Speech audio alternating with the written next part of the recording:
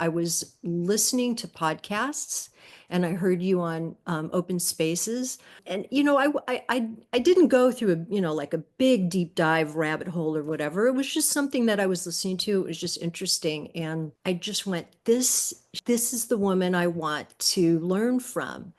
And I felt your honesty. I felt your passion and the care that you and Nidhi put into this. I think it's a very distinctive way of coaching and assisting people. I don't feel that much heart coming from a lot of other sources. Hey, this is Neeti, and what you're about to hear today is a very special episode with one of the members from our portfolio program. We call these Sensei Sessions. These interviews are designed to give you perspective about what you can achieve with the right strategies and execution. I hope you enjoy this episode, and for free resources, check out our show notes section to see how you can build and scale your portfolio. Hello, hello. Hello. Well, thank you for doing this, Kendra. So Kendra is a part of Icons. She's been in portfolio program and mastery community as well before she joined Icons. And she's been like one of our most amazingly clear and down-to-earth members. And I'm just so happy to talk to you today. Thank you for taking the time to do this. Please. I'm honored. And I'm excited to be here. Thank you. Awesome. Yeah. So let's start with you. Tell us who you are, what you did before real estate. So I live in Los Angeles for a couple of decades. I was a makeup artist in the entertainment industry. Then I created my own line of makeup primers so that I launched a beauty brand, a small indie beauty brand. And I mean, that's the short version. I jokingly tell people I went from painting faces to painting houses now, not literally painting them because I don't do DIY, but it just sounded like a cute little kind of entree into it. Yeah. Yeah. Love it. That's the short version. I love the way you said that. Honestly, when I go and I look back, I'm literally like floored at the people that because you know, when you're busy and you're working, you just go from job to job to job and you're not really like, you're not absorbing it all. But yeah, I've worked with a lot of big people. I don't know. Amazing. Like all kinds of people you see. Yes, I've had that privilege and honor. Yeah. Amazing. So from there, how did you get interested in real estate? Yeah. What's the how did that path happen?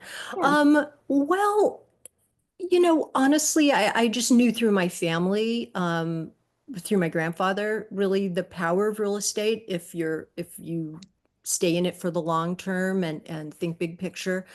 But I had done a rehab on my house when my dad came to live with me towards the end of his life, and I really enjoyed that process because it's a different sort of creative muscle. At least it feels that way to me. And then after the pandemic and I couldn't sustain my brand. We just had so many, like sourcing problems and whatnot. So I closed that and the business, I mean, we couldn't do makeup on anybody. There was no work.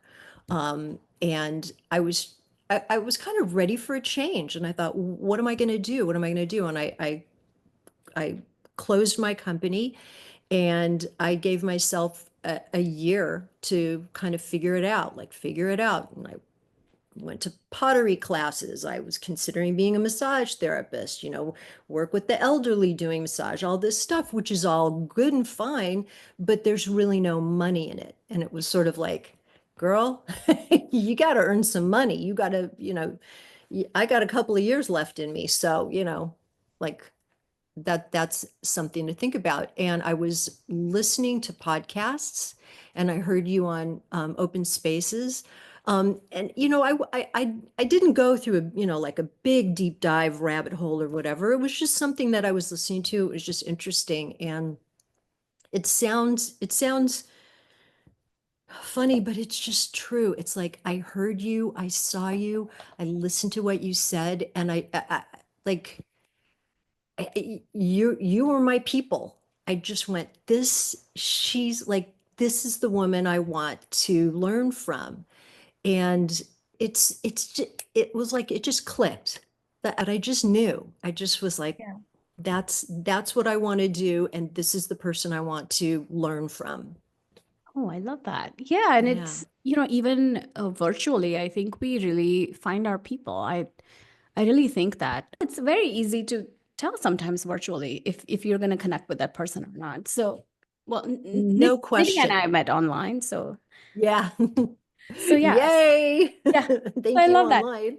Yeah. Yeah. Well, Right. because I mean, in all honesty, I felt your sincerity. I felt your honesty. I felt your passion and the care that you and Nidhi put into this. Like you guys aren't just, you're not in it for, let's just bring everybody in and just sell as much as we can. You literally are there. Like I remember laughing to myself maybe after the first month of being in the program because I had high hopes, but it surpassed my expectation of what I was going to get, and the community that you put together and the way that you foster the relationships and all of that. I think it's a very distinctive way of coaching and assisting people that I don't think you get. I wouldn't know, but I don't think you get it elsewhere. I don't feel that much heart coming from a lot of other sources. Yeah, That's amazing. So tell us how big your portfolio is right now if you add up all the ARVs and all your assets. The ARVs I've got 4 right now. I'm at 1.3 million. Yes. Which is amazing. So fun. I'm just so Yeah. happy to hear that. And Me you're too. doing this sitting in LA. LA, and I'm investing in state. Philly. You're investing in Philly. Okay. Yeah. Mhm. And this is basically you ended one career and this is like your second career that you're building. I love it. It's my next career. Yeah. Your next career. Yes. Yeah, there's been a couple in between in there, but that's another story. Yeah, But yeah, yeah. yes, this is the new career, the latest. Yes. Yes. I Yes. love it. Yeah. So what has it meant for you for your financial life and personally? What has it meant for you to achieve this much success? Wow. How do you articulate that? Well, it's given me confidence. I like knowing all of this because it just reminds me. You know why? I think in essence too, because we get so busy working, or at least I do, and I'm in it and I'm in it and I'm in it, and I'm not stepping back to go, look what you built, look what you've done, and sometimes being able to see that and recognize it, and you go, I got this, and this Yeah. is the beginning. Yeah. I'm just getting warmed up, guys. Oh, like, I love that I'm so just gonna get much. warmed up. Yeah. Yeah. And when I started this program and when I did my first burr, I remember just saying, look, I'm going to go in, I'm going to make mistakes. I expect to lose money. I expect to make money. I expect to learn a whole lot. And it's like, I'm not going in expecting everything to be this textbook perfect thing, because life doesn't work that way. And I want to be more fluid and flexible and nimble. It's like, if this is an issue, how do we deal with it? Great, next. And I love, there's so many little gems that I pick up, on all the calls and things that you say too. But it's like, I think it's so important to look at your portfolio as a whole, as opposed to each individual. It's like, okay, so you had to fix a roof on that one, whatever, because it all comes out in the wash when you're looking at a whole portfolio. It's like, okay, a few $1,000s you had to spend on X, Y, or Z. Okay, but I mean, here I am. I was thinking about it. I closed the first property just a little over a year. So in a little over a year, I've been able to do this, because of you guys and this amazing community. So it's just empowering. Love that. Can you talk a little bit about your very first property for somebody just starting out, how did you find it? How did you get through that first step when somebody might be struggling? How did you approach it? A lot of deal analysis. I mean, if you want to go back and go to, how to choose a neighborhood, because I feel like I hear that a bit coming up. But I feel like how to find a neighborhood is tied into deal analysis, because the numbers are going to tell you, yes, this is an area. And I really encourage people, if go to the Sunday calls. If you can't go to the Sunday calls, watch them, because you learn so much going through other people's questions about, is this a good deal? But I think the deal analysis, I would also really suggest forming accountability groups with people that are in your, in your city or where you think you want to, because I think that support system and talking to other people, and if you have any questions about a deal, bring it or post it, and Nitty will go through it if you can't be there, because that's how you get the confidence. That's how you understand, is this a good deal? And also, if you're working with a hard money lender, they're going to kind of let you know right off the bat. It's like, yeah, or mm-mm. So there's a lot of little mechanisms in there to help you achieve this. And I hope it doesn't sound oversimplified that way, but it's hard, but it's not. Just do the steps. Yeah. And believe in yourself. And believe in yourself. Yes. Yeah. You fill your brain with the content that's going to help you move forward. That's what it is. Yeah. And one day it'll click and your Yep. brain is working in the background. You don't even know it. And then one day it'll click and it'll feel like you just needed that one thing for it to Yeah. click. It's not that. You needed everything else before that, right? And then it feels Yeah. like that one last straw that helped you unlock Yeah. things. But yeah, I love that. Yeah, listen to Yeah. the replays, go to the Sunday Yeah. calls, post your questions, and accountability groups. So Yeah. we talked a lot about where you're at and how you're viewing things now. Can you tell us a little bit about your vision? Where do you see yourself 5 years from now? What do you want to do? I almost hesitate to say 5 years out, because I see that it always is smaller than I'm imagining. Yeah. It's just like, I think I know you encourage us, to big audacious goals. But sometimes we just don't think big enough, I agree. Yeah. I mean, I truly at BurCon, said to Nitty, I'm going to have 1 million by the end of the year. And I mean, I just throw stuff like that out, and I journal crazy stuff all the time. I think I said in one of these calls, it's like, I want to have a $40 million portfolio. And you were like, whoa, good for you. And I'm like, I don't know where that came from, but that's, and now I'm like, I could have it. I don't have to have it. But my point is, that I'm trying to create a place where I can pivot my dreams and my ideas, because the more I learn, the the more it changes, if that makes sense. Like, if you told me this year, I'm going to pivot for 1 second and just say, I'm a different person a year later than I was like when I first closed. And I would have had no idea who the me today is then. So I don't know me a year from now. I can't even imagine who she's going to be, but I'm going to be so happy and excited and proud of her. I already know it, but she's going to do stuff that surprises me.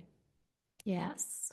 Which is, I don't mean that as a cop out, but like I had no idea I would be doing midterm rentals. That wasn't on my radar.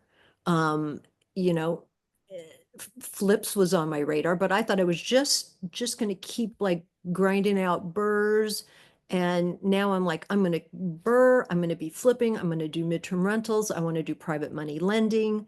I think I want to do a spin-off business on all the work with the midterm rental like preparations, because now I'm seeing, if you want to do it the way I'm kind of doing it, it's a lot of work. So why not help other people and, especially people with W-2s who maybe don't have the full time. Anyway, long answer. But a year from now, I want to be somebody that surprises the heck out of me today. I love that. That's what I want. Yeah, I love that you said that, because I think that so if I were to kind of put it in words that my brain Please thinks about, I would say the way I think about it is my vision for 5 years from now is based on my reality today. And it's going to be so much bigger next year, because what I can imagine is going to be bigger because I would have expanded myself. Right? Yeah. Hopefully not physically, but mentally. Same. Yeah, but like just that's this can get big. Yeah. Yes. Yeah. It's amazing. And it's really showing me that you're basically thinking about it on such higher level that you're like, I don't even know how far I can go right now. Yeah. It can go so much farther than my reality allows me to think about. So that's fantastic, right? So there's just so many possibilities once you have this solid foundation. It's just been so fun to watch your journey. It's just really fun to see the mindset shifts too over time. How would you say yours has shifted? You were always so positive, but thank you. But even so, in the last 6 months or so, it's shifted and like boom, like to the moon. How do you see it?